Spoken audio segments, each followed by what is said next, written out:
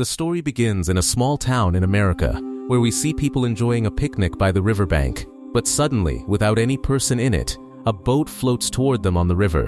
When they look inside the boat, what they find leaves them stunned. Inside the boat is a horribly decayed dead body. The body is in extremely bad condition. Soon the local police chief, John Hawkins, arrives there. Even before Hawkins arrives, forensic officer Connie is already on the scene. She tells Hawkins that the dead body is in very bad shape and there are literally no bones left in the body, just flesh remains. This is a very strange case. It looks like someone carefully removed all the bones, which normally seems almost impossible. The body is sent for post-mortem. A doctor named Jacob examines the body. After a thorough investigation, Jacob tells Hawkins that it indeed appears that someone very carefully removed all the bones. But the question is, how did they do it?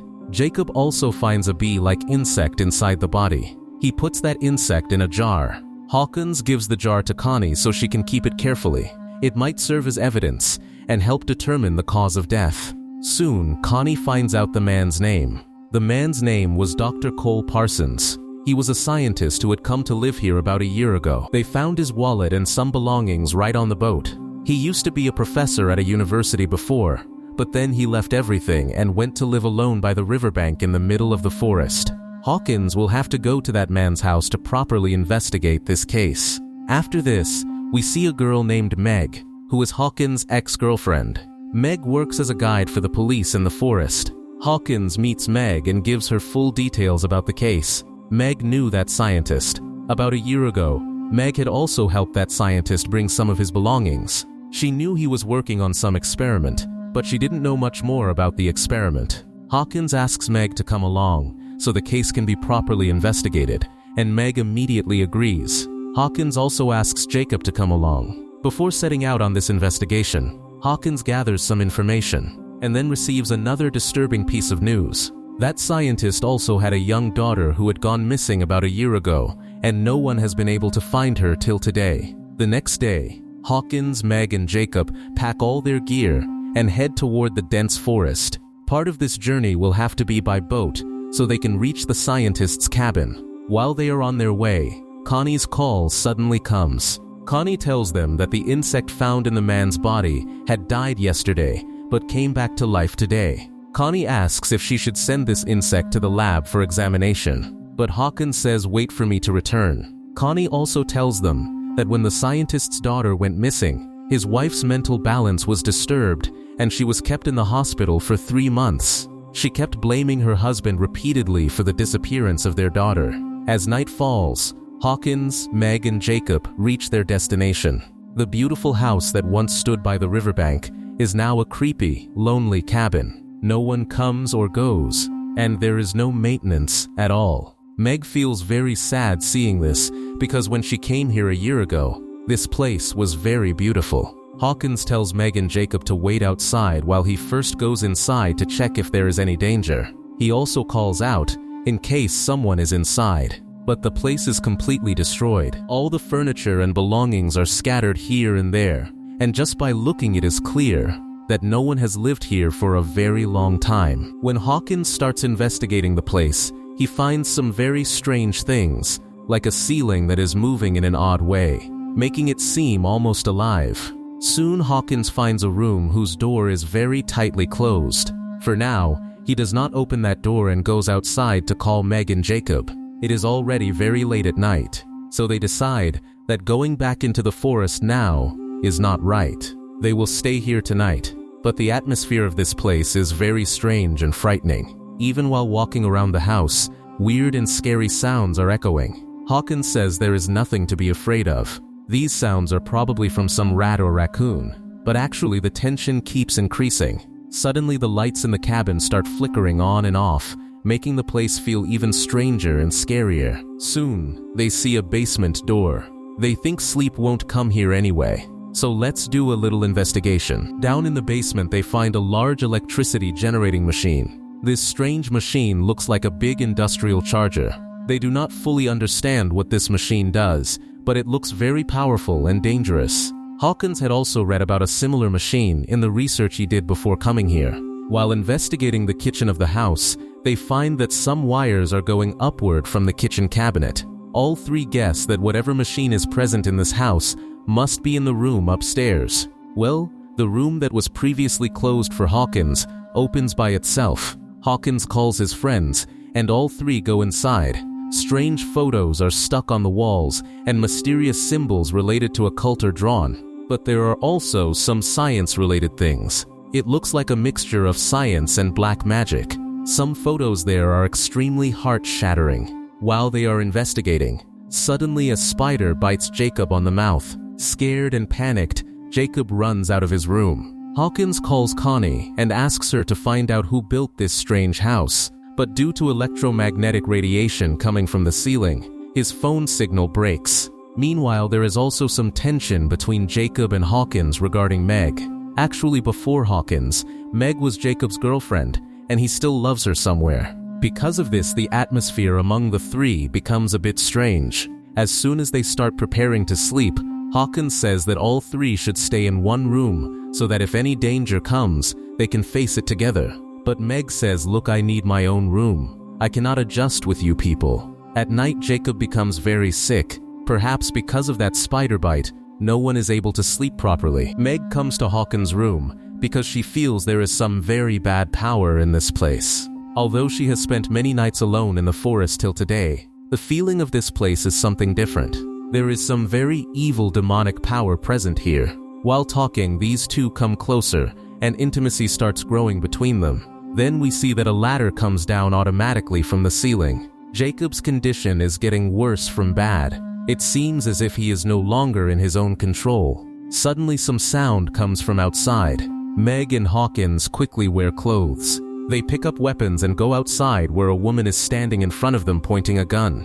This woman is none other than Linda, Dr. Cole Parsons' wife, who came here searching for her missing husband. Hawkins explains to her that I am a police officer, and your husband's dead body has been found by the riverbank. Linda understands that these people will not harm her, so she lowers her gun. While they are talking, Meg goes to the basement to find some way to bring back the cabin's electricity. Then we see a scary shadow of a little girl following Meg there.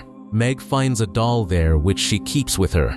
Then, Hawkins sees that Jacob is not there, and he goes out to search for him. Going outside, they see that strange sounds are coming from the upper room. Hawkins, Meg, and Linda start moving toward the ceiling and see that Jacob is trapped in this strange machine.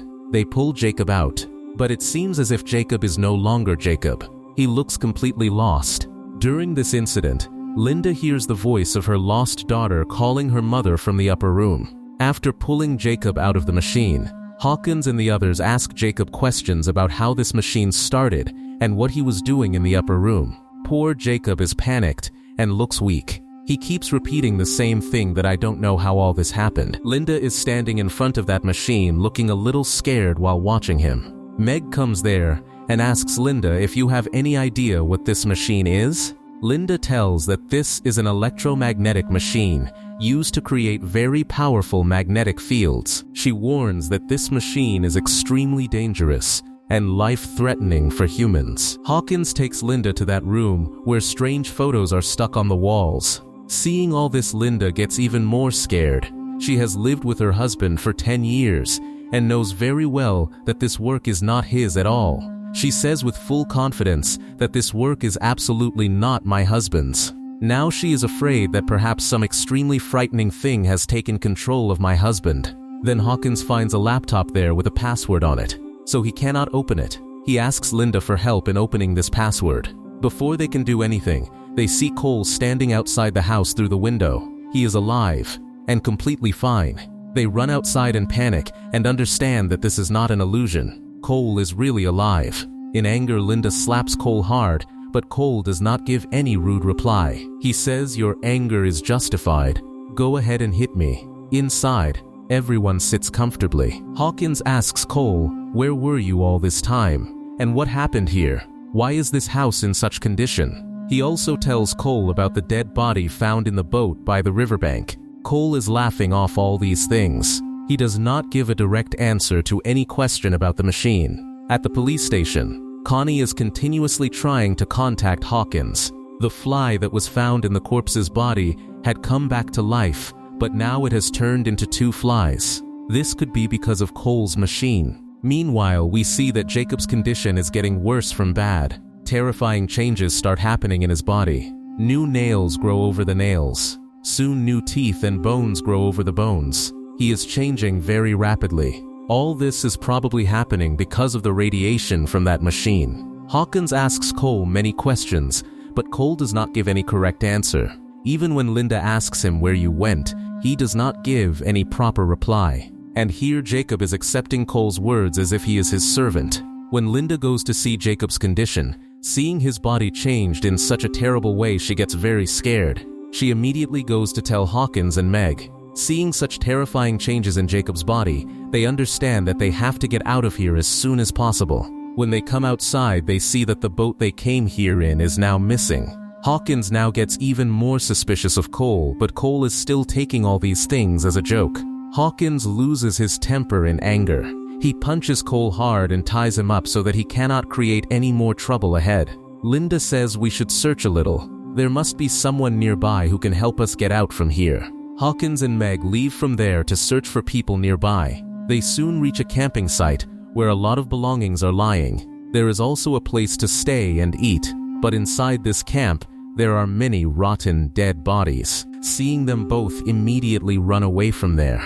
Seeing this disgusting scene, Meg starts vomiting. Hawkins tries to calm her, but during this Meg emotionally says that I am pregnant. There is your child in my womb. At this time, Linda is alone with Cole in the cabin. When Linda starts connecting the dots of truth, she understands that Cole has hidden a lot of truth from everyone. She enters the password Tinkerbell in Cole's laptop, which opens the laptop immediately. Actually, Cole used to call her by this name before.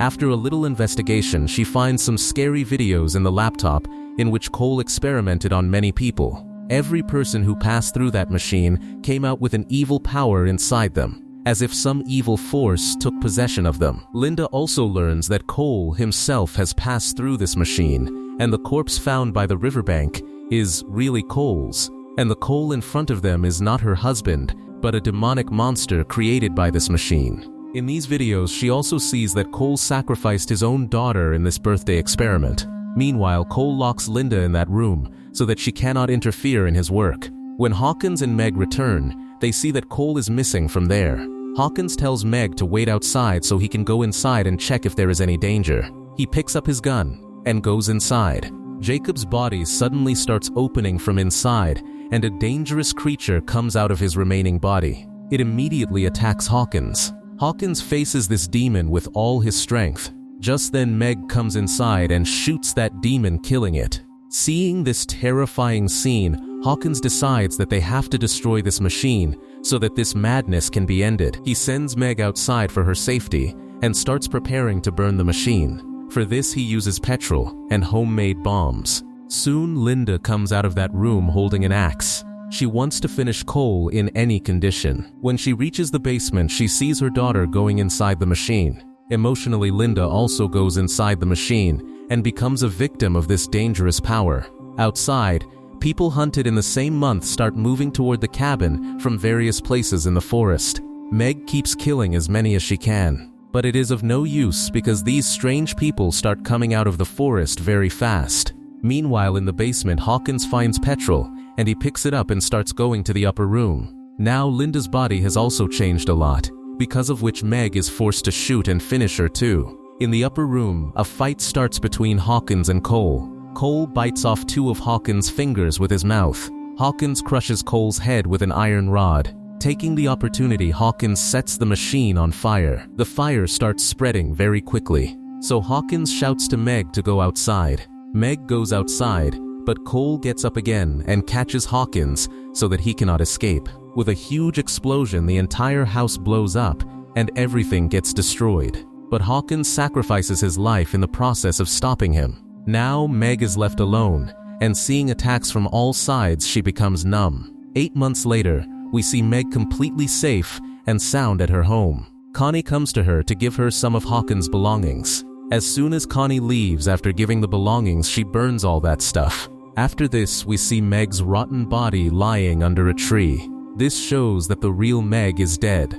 This is a shapeshifter created by the machine, and it is certain that the child in her womb is also not ordinary. If you liked the video, then give it a like. Subscribe to the channel. See you in the next video.